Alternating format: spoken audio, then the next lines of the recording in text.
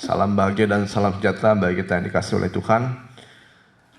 Selamat mengikuti ibadah ini di mana saja kita berada, dan kita bersekutu dalam satu ibadah ini di mana kita bisa mendengarkan, alangkah baiknya kita mendengarkan dengan sebaik-baiknya, dan kiranya Tuhan menolong kita semua. Haleluya. Kita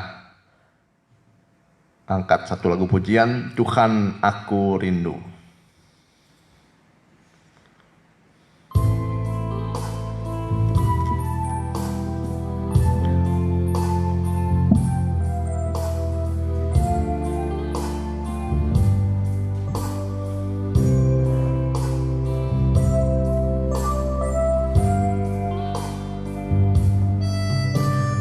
Tuhan aku rindu, Tuhan aku siap. Tuhan aku siap, penuhi aku dengan roh-Mu. Ku rindu lawatan-Mu, Tuhan aku rindu. Tuhan aku rindu, Tuhan aku siap. Tuhan aku siap, penuhi aku. Penuhi aku dengan roh-Mu. Ku rindu lawatan-Mu, ku rindukan. Ku rindukan Kau hadir di sini saat ini, Yesus. Ku rindukan Roh-Mu mengurapi saat ini, Tuhan. Ku rindukan, kita angkat tangan kita. Ku rindukan, ku rindukan Kau hadir di sini saat ini, Yesus. Ku rindukan, ku rindukan Roh-Mu mengurapi saat ini, Tuhan. Sekali lagi, ku rindukan. Ku rindukan Kau hadir di sini saat ini, Yesus. Ku rindukan, ku rindukan Roh-Mu mengurapi saat ini, Tuhan. Haleluya Tuhan. Haleluya. Haleluya. Oh, biarlah Roh-Mu Tuhan mengurapi kami. Biarlah Engkau hadir dalam ibadah ini. Biarlah kami bisa memuji dan menyembah-Mu Tuhan. Kami rindukan Tuhan, Roh-Mu hadir di tempat ini, di mana saja kita berada, di mana saja mereka bisa mendengarkan. Biarlah Tuhan Roh-Mu selalu melingkupi setiap hati kami, menyertai kehidupan kami. Karena tanpa Roh-Mu kami mati. Karena tanpa Roh-Mu Tuhan kami tidak memiliki kekuatan. Tapi karena ada Roh-Mu dalam kehidupan kami bisa kuat sampai sekarang. Semua karena anugerah dan kepercayaan yang Kau berikan atas kehidupan kami. Setiap napas hidup kami adalah suatu kepercayaan yang Kau berikan atas kehidupan kami. Kau masih memberikan kepada kami pengharapan.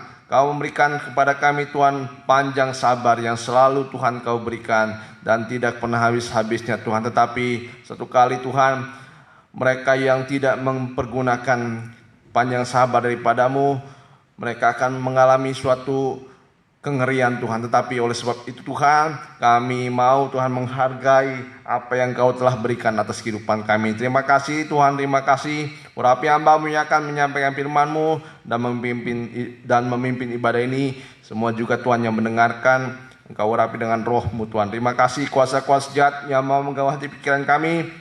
Kami mau tolak hanya dalam satu nama, dalam nama Tuhan Yesus Kristus.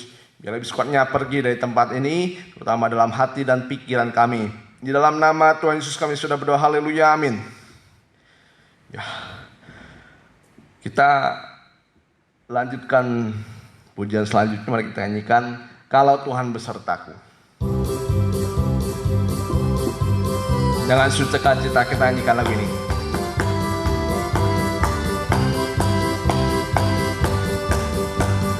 Kalau Tuhan besertaku, aku rasa tak takut.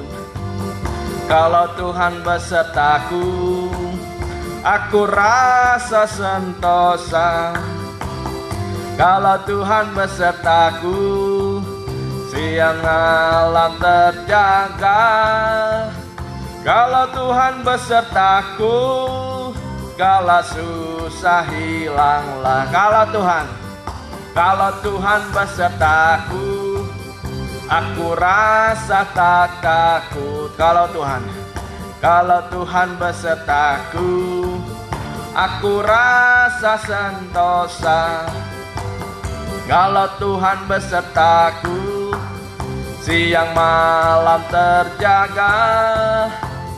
Kalau Tuhan besertaku, segala susah hilanglah.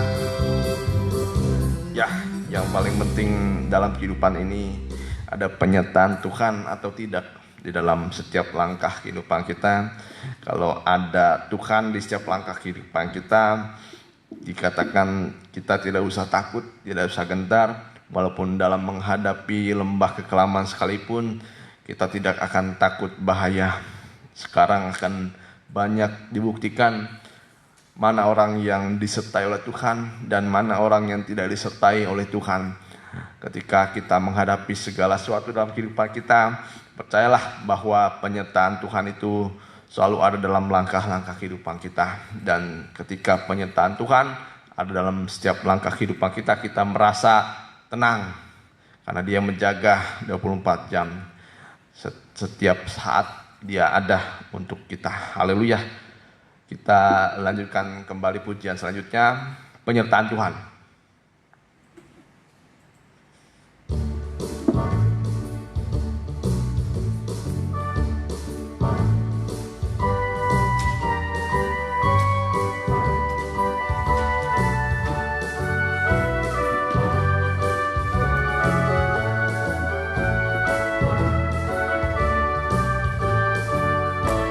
Bila ku terkena cobaan dan ku merasa lemah, sebab tekanan hidup yang semakin memberat, ku rasa tangan yang kuat menolong dengan segera. Betapa ku aman di dalamnya. Bila ku menderita sebab memiliki kebenaran, dan ku rela menanggung salib-Mu ya Tuhan. Ku rasa tangan kasih-Mu selalu jamah hatiku, memberi damai sentosa padaku. Kor, kita tepuk tangan. Dia pimpinku selalu dalam kehendak-Nya, di mana ku berada, Dia selalu serta dan menopangku dalam kelemahanku. Heranlah penyertaan Tuhan. Ku tak tak meragukan didikan dan pimpinan Tuhan, seperti yang dinyatakan oleh firman-Nya. Dia memimpinku dan meninggalkan satu teladan, agar aku mengikut jejaknya. Dia pimpinku selalu, Dia pimpinku selalu dalam kehendak-Nya. Di mana ku berada, Dia selalu serta dan menopangku dalam kelemahanku. Heranlah penyertaan Tuhan. Dia pimpinku selalu, Dia pimpinku selalu dalam kehendak-Nya. Di mana ku berada, Dia selalu serta dan menopangku dalam kelemahanku. Heranlah penyertaan Tuhan. Ya, satu lagu pujian yang indah kita telah nyanyikan, bagaimana Dia pimpin kita selalu, tetapi ketika kita mengikuti kehendak-Nya, Dia selalu memimpin setiap kehidupan kita, dan selalu Dia berada dalam keadaan apapun, dimanapun kita berada. Dia selalu serta dan menopang. Apalagi ketika kita sedang lemah, disitulah tangan Tuhan dengan erat menopang kehidupan kita, tidak melepaskan kita. Oleh sebab itu, jangan merasa diri hebat, jangan merasa diri bisa. Tapi kalau kita merasa diri lemah di hadapan Tuhan, kita dikuatkan oleh firman Tuhan. Kita lanjutkan kembali pujian selanjutnya. Kita akan mengenal firman Tuhan. Kita angkat lagu pujian, "Oh Tuhan, ku datang padamu."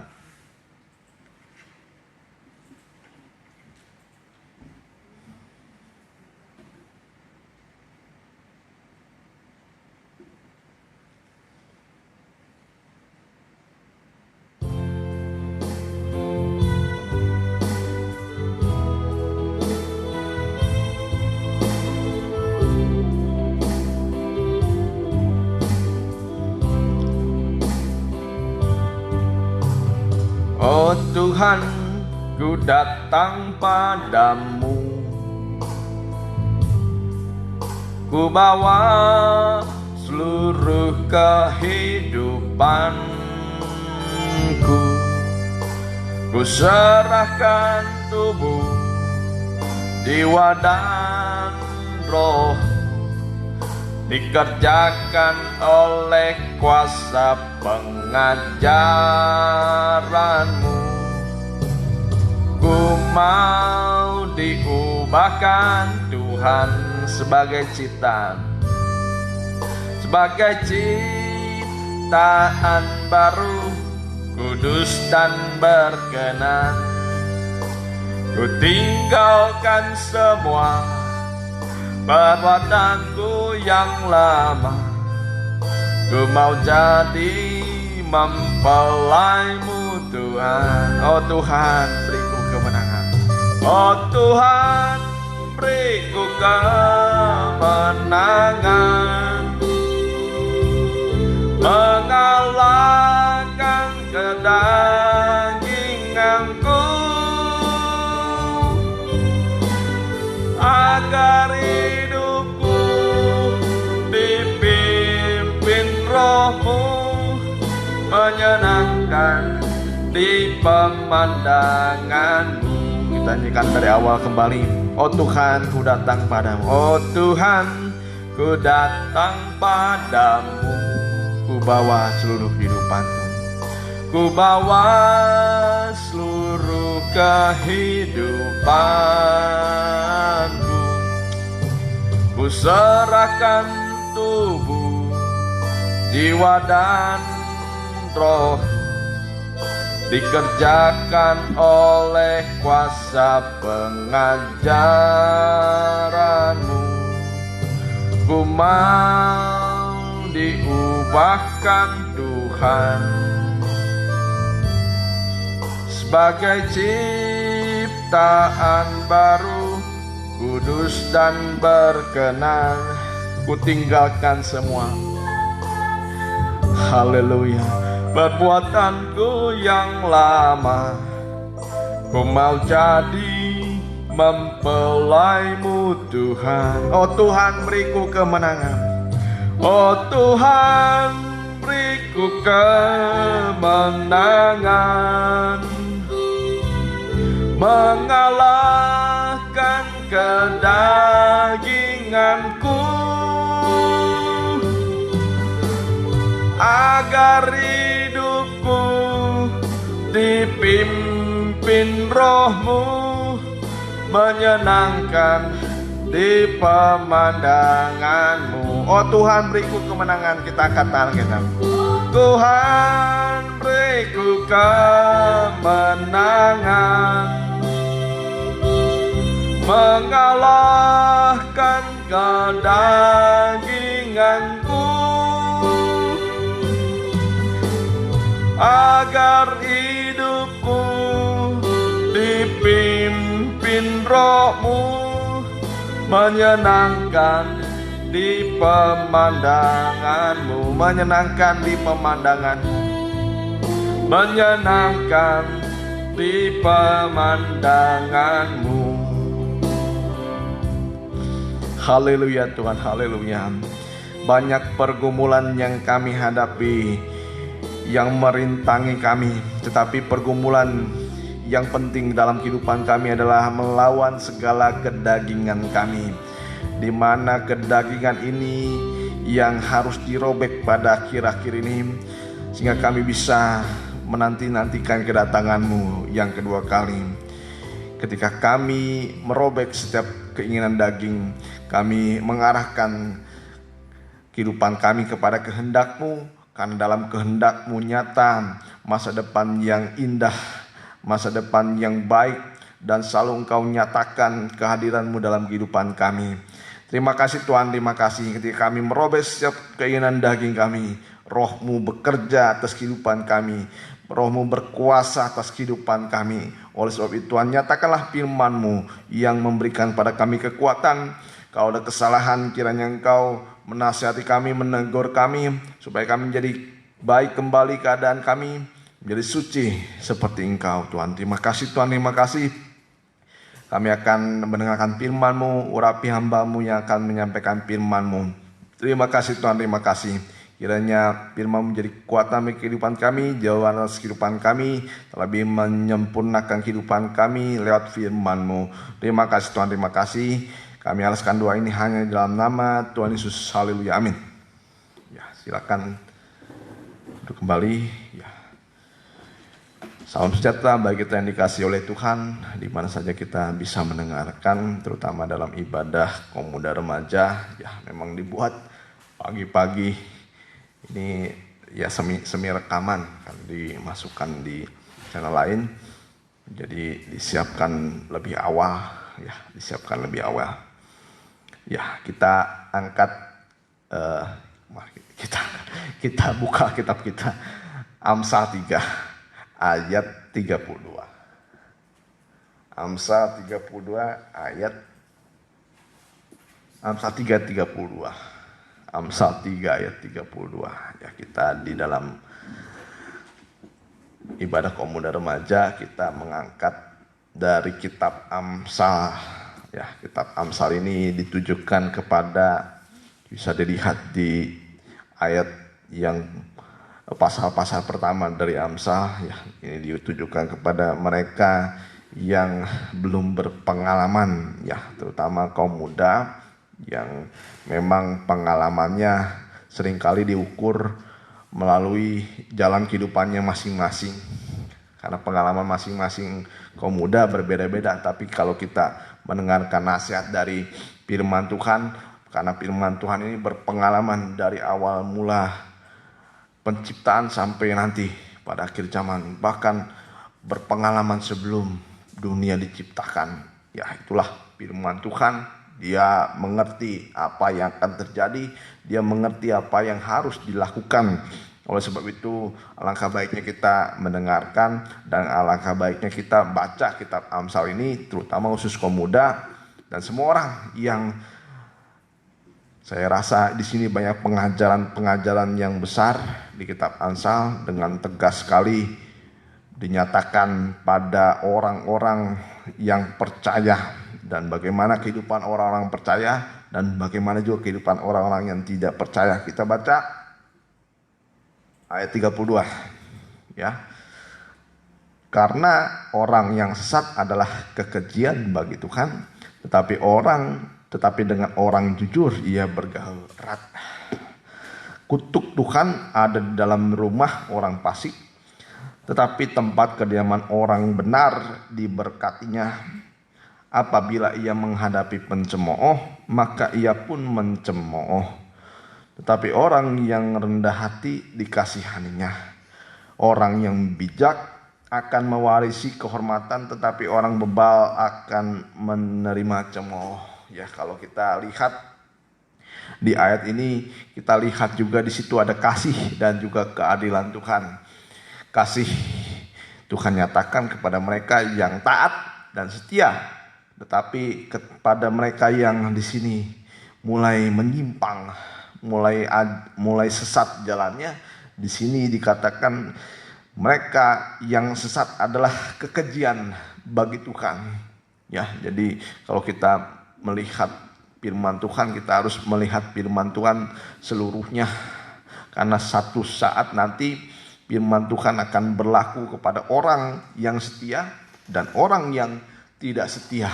Nanti ada perbedaan sangat menonjol pada orang yang setia dan orang yang tidak setia. Kalau mungkin sekarang kita lihat perbedaannya itu tidak terlalu menonjol, tapi Tuhan akan menyatakan suatu saat bagaimana orang yang setia dan bagaimana orang yang tidak setia, bagaimana orang fasik, bagaimana hidupnya yang sesat, itu sama sekali nanti mengalami perbedaan, dipisahkan oleh Tuhan.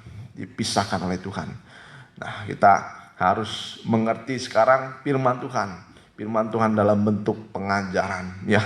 Karena kalau kita mendengar firman dalam bentuk pengajaran, semua dibukakan, bukan untuk menakut-nakuti di sini, ya. Kadang-kadang diintimidasi oleh hati kita yang keras kepala, dikatakan itu firman menakut-nakuti. Tidak.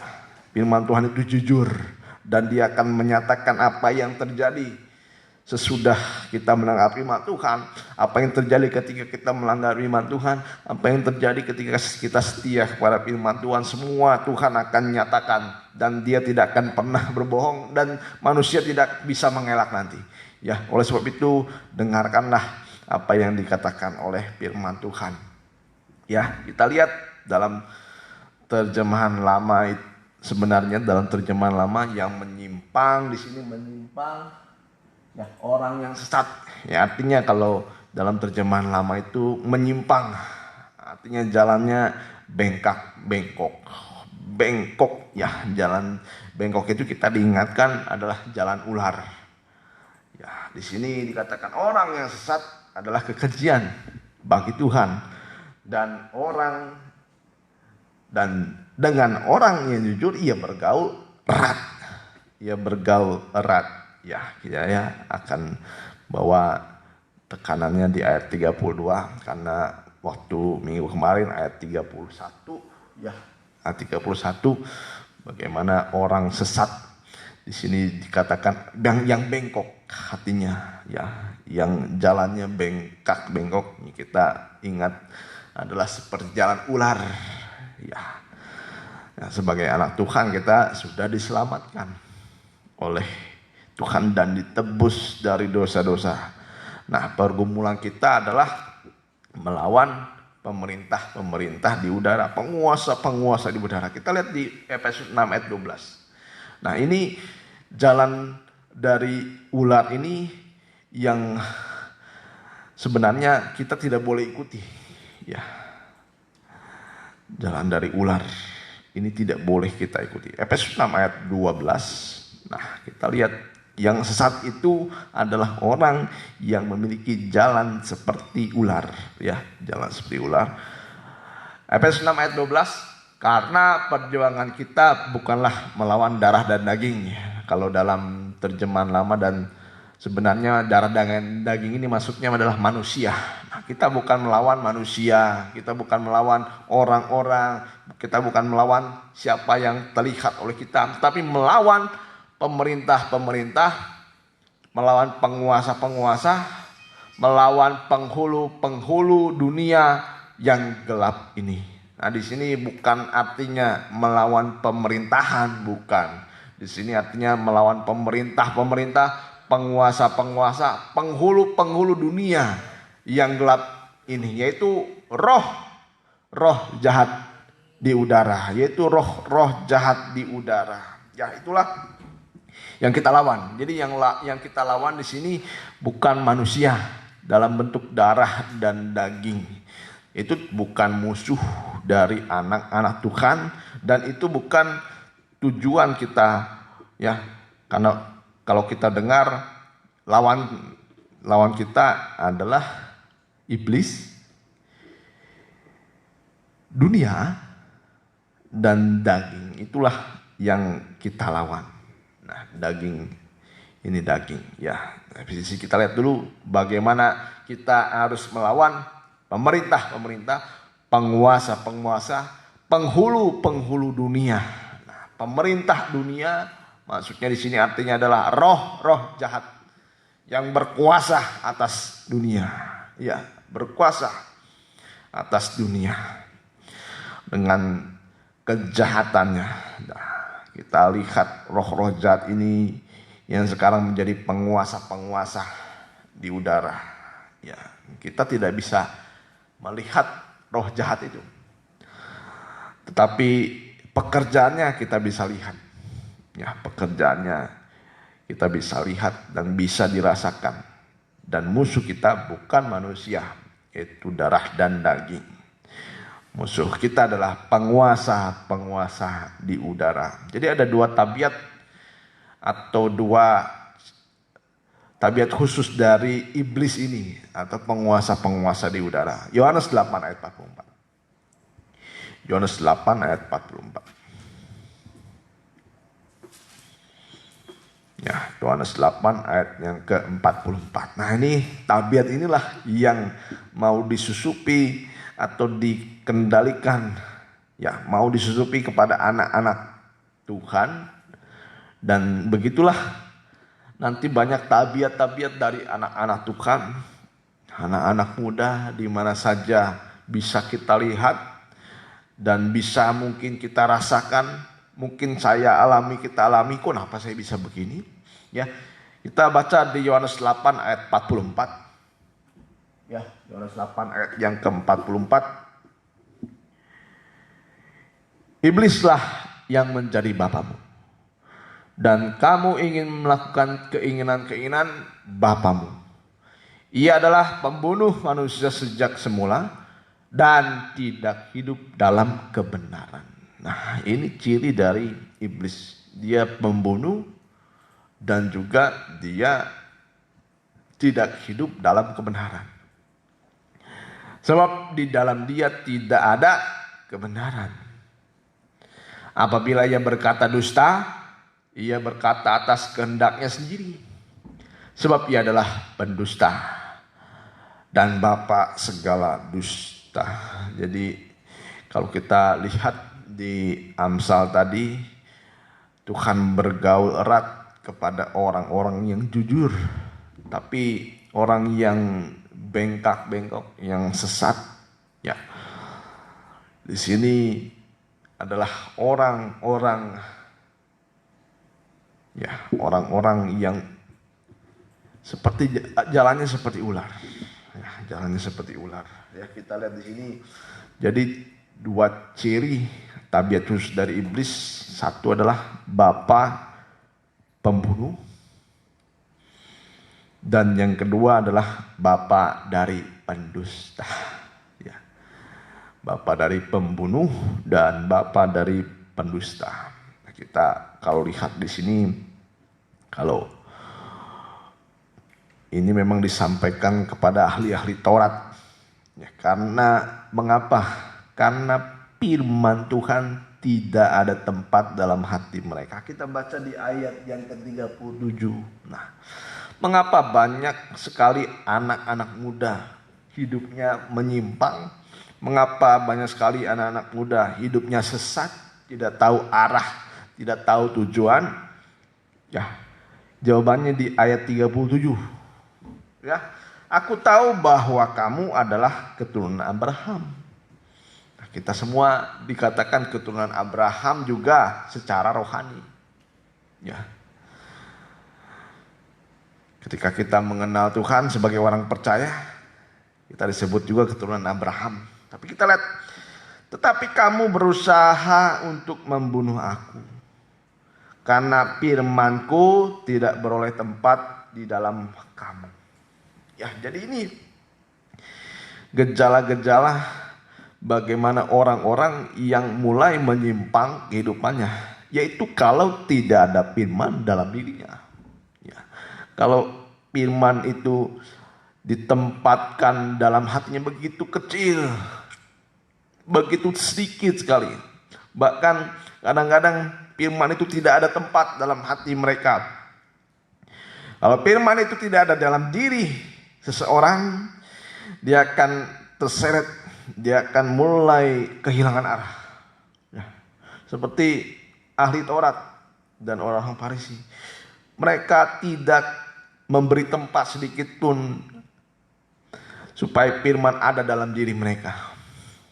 Ya, jadi hati-hati, jangan kita merasa hebat, jangan kita merasa diri bisa. Ya, jangan kita keras hati, jangan kita acuh tak acuh pada firman Tuhan. Ya, dan di sini kita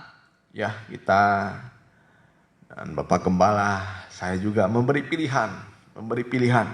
Nah, kalau kita memberi pilihan, nah itu tugas dari kaum muda, memilih yang benar, memilih yang baik atau memilih yang tidak baik. Ya, memilih mendengarkan firman Tuhan atau memilih tidak acuh tak acuh pada firman Tuhan. Ya, sangat disayangkan sekali kalau anak-anak muda kehidupannya acuh tidak acuh pada firman Tuhan. Itu artinya tidak ada tempat dalam dirinya untuk menerima firman Tuhan. Ya, acuh tak acuh pada firman Tuhan. Dan gejala-gejala orang-orang yang mulai menyimpang adalah tidak merindukan firman Tuhan. Ya, orang tidak merindukan firman Tuhan, tidak ada tempat yang luas bagi firman Tuhan dalam dirinya. Ya, tidak ada lagi rasa haus kepada firman Tuhan. Ya, merasa tidak membutuhkan firman Tuhan. Nah, itulah supaya kita hati-hati, itulah gejala-gejala ketika orang sudah mulai tersesat arahnya, tersesat arah kehidupannya, dan mulai tidak hidup dalam kebenaran. Ya. Mungkin tahu mungkin tahu firman Tuhan, tetapi hanya sebatas pengetahuan, firman itu tidak akan pernah bekerja dalam kehidupan kita. Nah, firman itu tidak akan pernah bertumbuh. Nah, tapi kalau kita mulai merindukan firman Tuhan, mulai tertarik kepada firman Tuhan, firman itu akan bekerja dengan ajaib dalam kehidupan kita. Tapi kalau setiap kita anak pemuda mulai acuh tidak acuh pada firman Tuhan, wah, bahkan keras hatinya, tidak merindukan firman Tuhan. Nah, disitulah kita lihat ahli Taurat ini, karena tidak ada tempat bagi firman Tuhan dalam hati mereka. Nah, Tuhan katakan di sini, iblislah yang menjadi bapamu. Ya, iblislah yang menjadi bapamu. Karena iblis ini adalah bapa dari segala pendusta, bapa dari segala pembunuh. Nah, jadi bagaimana bisa bergaul erat dengan Tuhan?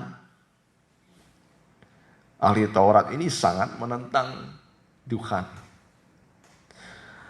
Ahli Taurat ini sangat tidak suka, tidak senang kepada Tuhan. Mereka mendengarkan tetapi tidak pernah mengalami pergaulan dengan Tuhan. Ya. Ahli Taurat hanya sedikit mungkin ya, kita lihat orang Farisi, Nikodemus yang bergaul dengan Tuhan. Yang bergaul dengan Tuhan. Tapi ahli Taurat, mereka mendengarkan firman Tuhan, tapi mereka membenci, atau mereka tidak ada tempat sedikit pun firman Tuhan dalam hati mereka. Nah, hati-hati kalau sudah tidak ada tempat dalam hati kita, firman Tuhan itu tidak memiliki tempat dalam hati kita,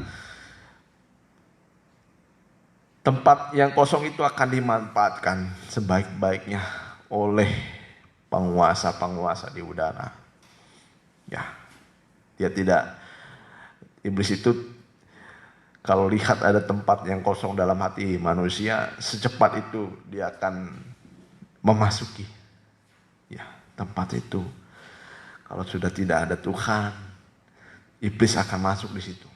Ini bukan untuk menakut-nakuti, tapi inilah kebenaran firman Tuhan. Nah, jadi tabiat dari iblis adalah pendusta dan pembunuh. Pendusta itu artinya si pembohong, dan pembunuh adalah orang-orang yang memfitnah, orang-orang yang membenci dan lain sebagainya. Ya, kita akan lihat bagaimana di orang yang sesat ini atau orang yang belok-belok ini adalah suatu kekejian bagi Tuhan. Ya, Tuhan tidak senang pada orang-orang atau anak muda atau siapapun yang mendengarkan firman ini. Kalau kehidupan kita belok-belok, tidak jujur, tidak tulus hati, nah itu tidak akan pernah kita merasakan pergaulan erat dengan Tuhan. Kejadian 6 ayat 1 sampai 5. Terlebih dahulu ya, kita baca dari Kejadian 6 ayat yang pertama. Kejadian 6 ayat yang pertama, kejahatan manusia.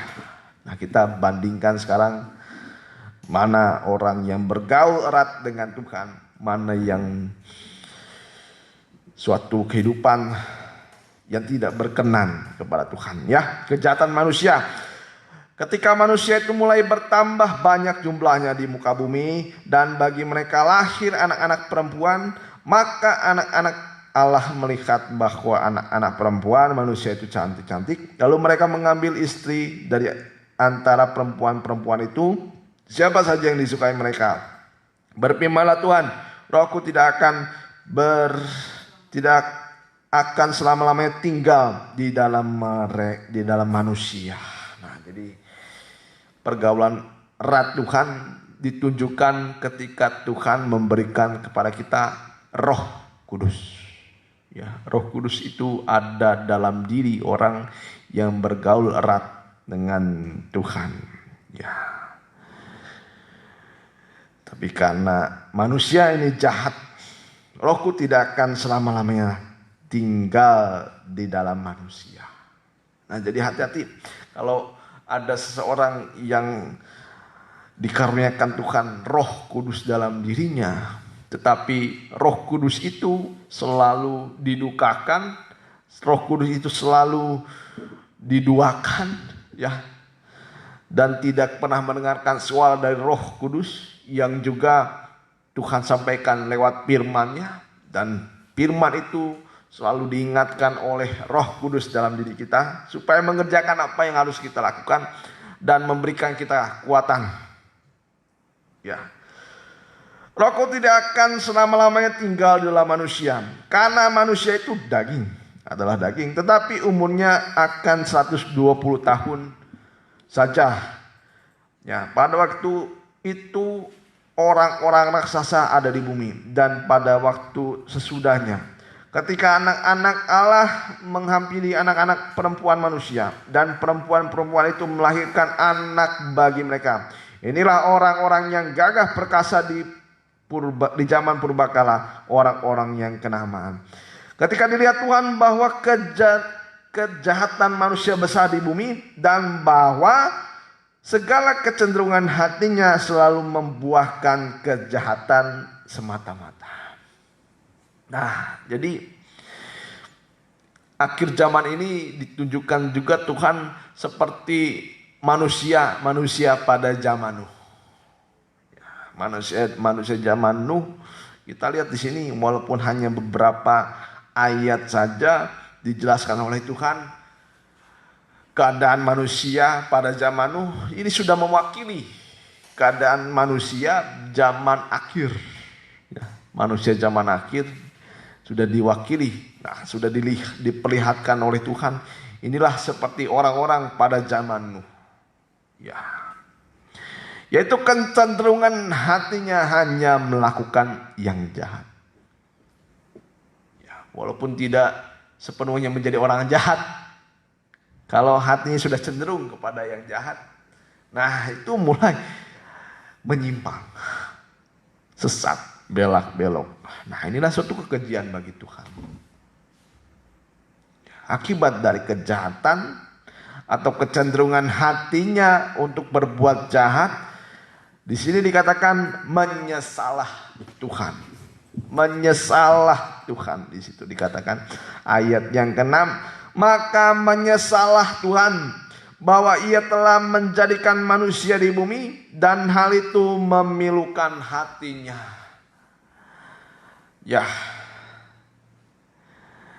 Jadi kalau hati kita sudah mulai berubah setia kepada Tuhan, ada roh-roh tidak taat yang akan menguasai anak-anak Tuhan. Nah, di sini disebut penguasa-penguasa di udara. Roh-roh yang tidak taat, memiliki kecenderungan hatinya untuk berbuat jahat. Sekalipun dia bukan orang jahat, sekalipun dia mungkin seperti baik, tapi hatinya sudah cenderung kepada yang jahat, kepada yang tidak baik. Menyesal Allah menjadikan manusia di bumi, karena setiap saat hati Tuhan dipilukan, hati Tuhan didukakan. Ketika Roh Kudus berduka, hati Allah Bapa pun berduka. Hati Tuhan berduka. Tapi kita lihat sekarang ayat yang ke-8. Nah, inilah orang yang bergaul erat dengan Tuhan.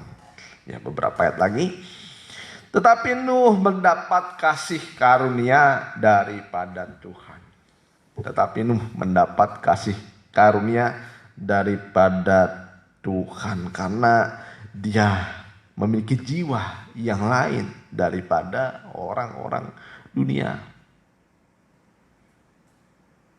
Ayat yang ke-9. Inilah riwayat Nuh. Nuh adalah seorang yang benar dan tak bercela di antara orang-orang sezamannya, dan Nuh itu hidup bergaul dengan Allah. Dan Nuh itu bergaul dengan Allah.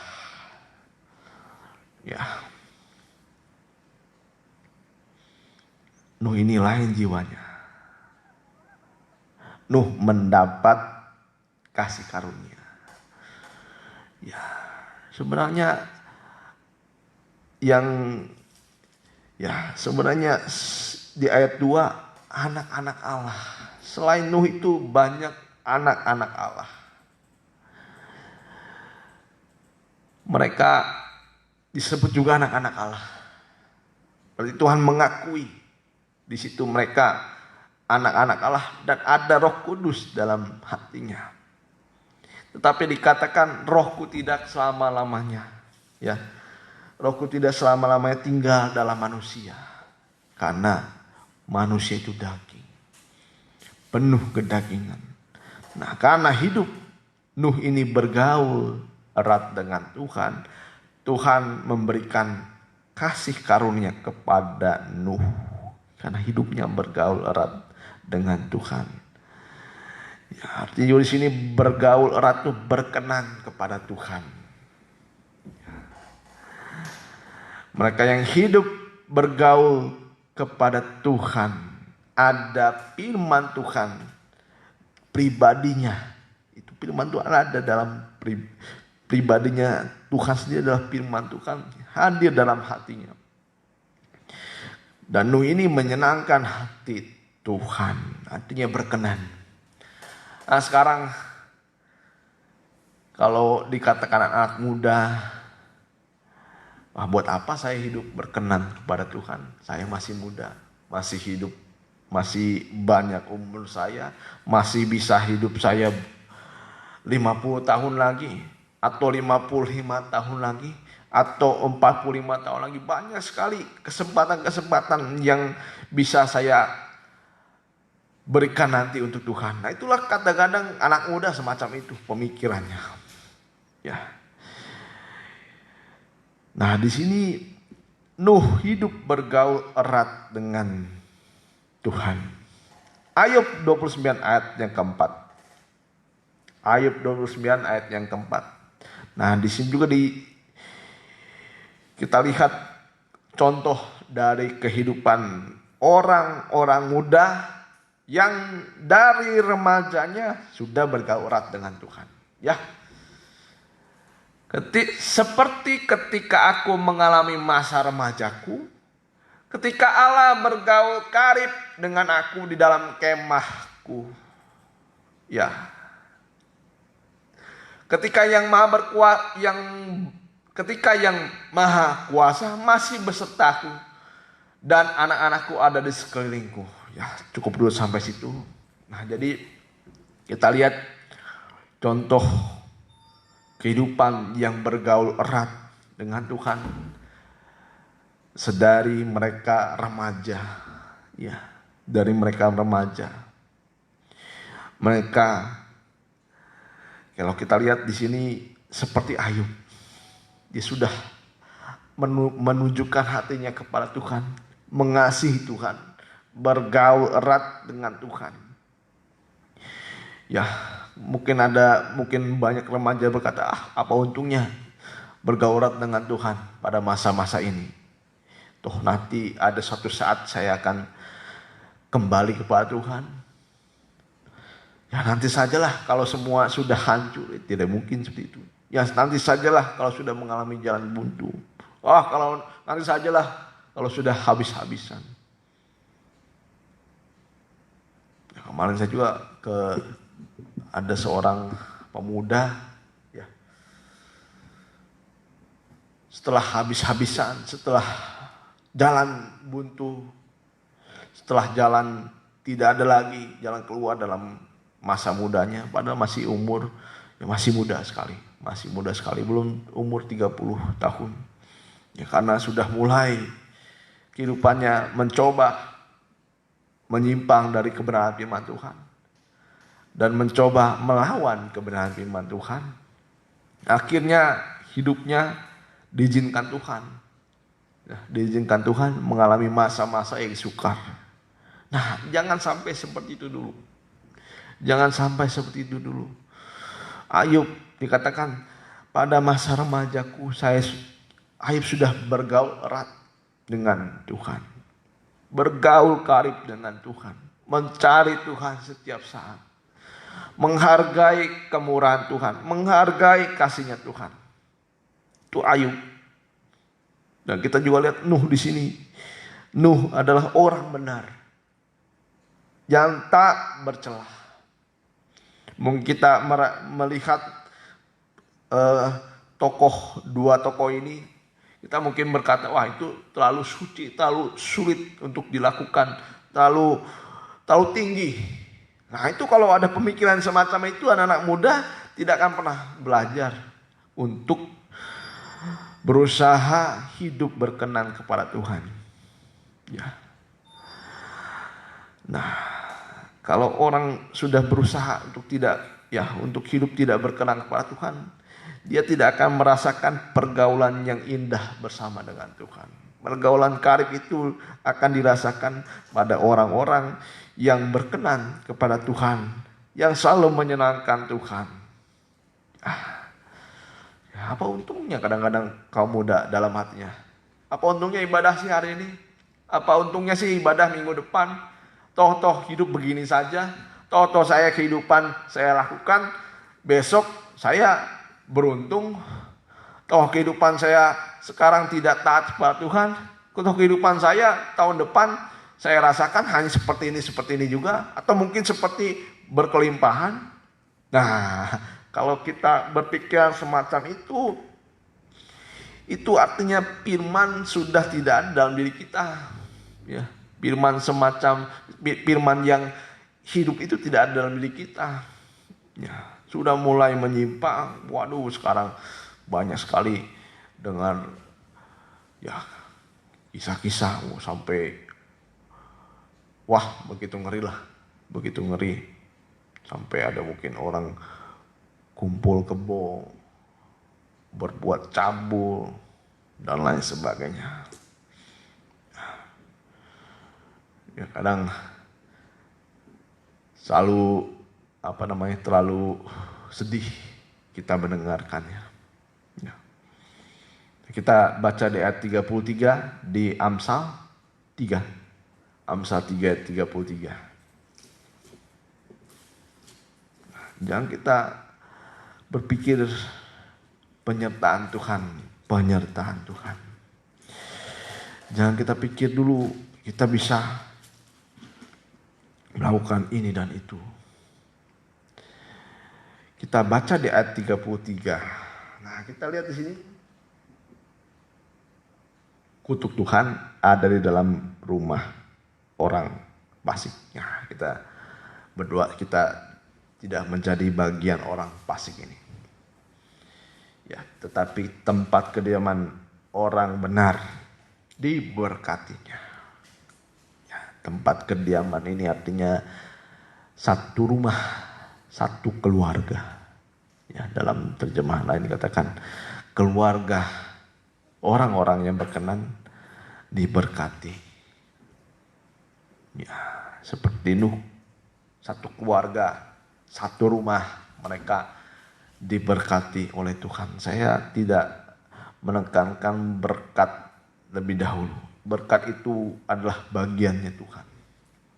Bagian Tuhan yang memberi berkat kepada anak-anak Tuhan yang setia dan taat kepadanya. Itu bagian Tuhan. Tapi saya tidak menekankan itu dulu. Tapi bagaimana ketika kita lihat kehidupan Nuh yang mau bergaul erat dengan Tuhan. Masa remaja ini alangkah baiknya kita pakai untuk dekat pada Tuhan. Untuk dekat pada Tuhan. Ya, masa remaja ini alangkah baiknya saat-saat yang tepat untuk kita melayani Tuhan. Saat-saat yang tepat untuk kita berbakti kepada Tuhan. Memanfaatkan sekecil apapun yang Tuhan nyatakan. Atau Tuhan memberi pilihan. Ya, memberi pilihan yang baik. Kita manfaatkan sekecil apapun kesempatan yang Tuhan berikan. Ada kesempatan bernapas, manfaatkan. Ada kesempatan sehatnya, manfaatkan. Ada kesempatan mungkin kita bisa bekerja baik, manfaatkan. Jangan sampai terjadi dulu yang buruk. Baru datang kepada Tuhan. Ya. Nah, kutuk Tuhan ada dalam rumah orang fasik. Tetapi tempat kediaman orang benar diberkatinya. Ini bagian Tuhan. Ya. Terus apabila ia menghadapi pencemooh, ia pun mencemooh. Tapi orang yang rendah hati dikasihaninya. Di sini ada sikap tabiat yang Tuhan ingin lihat dari anak Tuhan. Mereka yang jujur. Inilah orang-orang yang bergaul erat. Dan di sini orang yang rendah hati. Orang yang rendah hati dan yang tulus. Ini adalah ciri dari manusia baru. Kalau ada firman dalam dirinya, dia akan memberikan suatu keubahan dalam kehidupan kita. Ayat terakhir saja, Yohanes 8 tadi. Yohanes 8 ayat terakhir.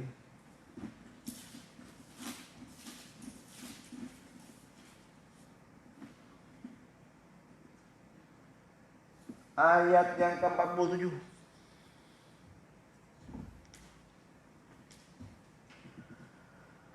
Barang siapa berasal dari Allah, ia mendengarkan firman Allah. Itulah sebabnya kamu tidak mendengarkannya, karena kamu tidak berasal dari Allah. Tetapi kita tekankan, barang siapa berasal dari Allah, ia akan mendengarkan firman Allah. Dan firman Allah itu adalah pribadinya sendiri yang hidup dalam hati kita. Ketika firman itu hidup, dia akan menyertai dengan sepenuhnya. Dia akan memberikan kepada kita kekuatan di saat kita mengalami kelemahan. Ya, kita nyanyikan arti kehadiran.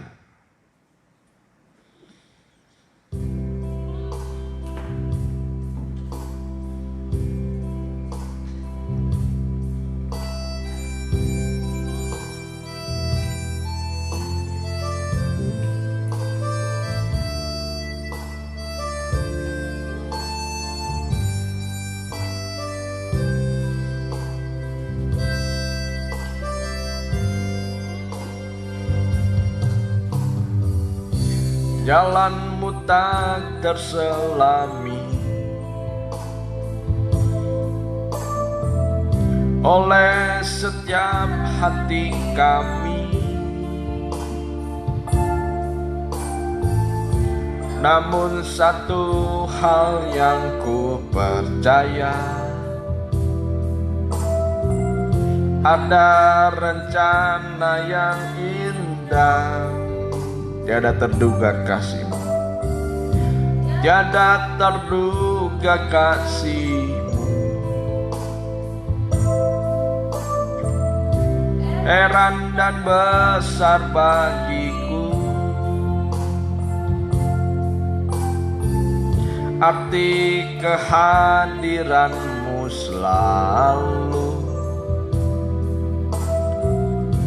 nyata di dalam hidupku. Penyertaan-Mu sempurna, rancangan-Mu penuh damai, aman dan sejahtera.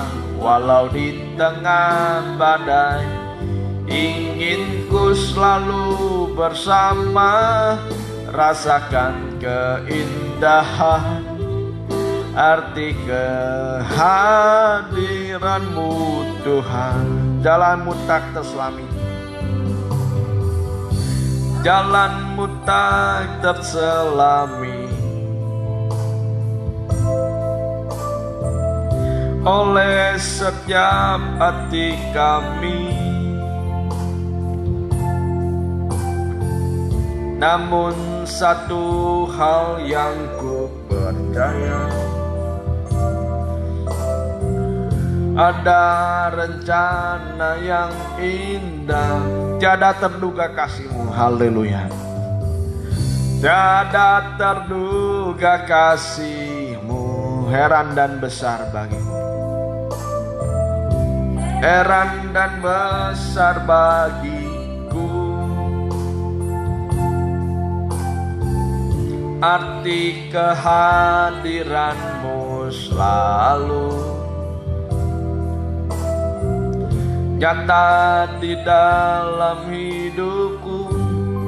Penyertaan-Mu sempurna, penyertaan-Mu sempurna, rancangan-Mu penuh damai, aman dan sejahtera. Walau di tengah badai, ingin ku selalu bersama, rasakan keindahan arti kehadiran-Mu Tuhan. Penyertaan-Mu sempurna, haleluya. Oh haleluya, aman dan sejahtera. Oh haleluya,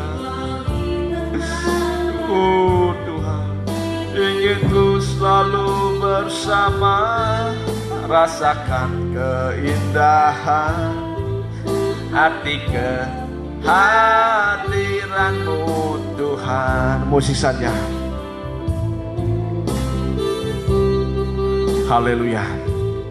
Seperti pada zaman Nuh juga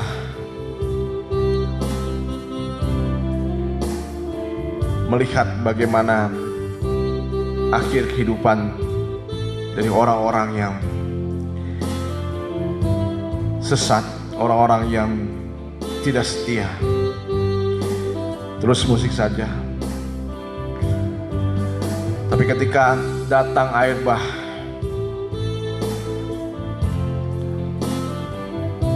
Nuh juga mengalami suasana kengerian. Tapi di situ Tuhan nyatakan penyertaan Tuhan. Tuhan menyelamatkan Nuh dengan seisi keluarganya. Karena hidup Nuh berkenan di hadapan Tuhan. Haleluya, kita sama-sama berdoa. Terima kasih Tuhan, terima kasih Tuhan. Biarlah kami mau belajar bergaul erat bersama-Mu Tuhan dalam keadaan apapun. Karena penyertaan-Mu sempurna Tuhan kepada orang-orang yang bergaul erat dengan-Mu. Seperti Nuh, Engkau bedakan dengan orang-orang lain, orang-orang di dunia sana. Dan juga Ayub, ketika Ayub bergaul erat dengan Tuhan dari masa remajanya. Seperti Ayub juga mengalami suatu penyertaan Tuhan yang begitu sempurna.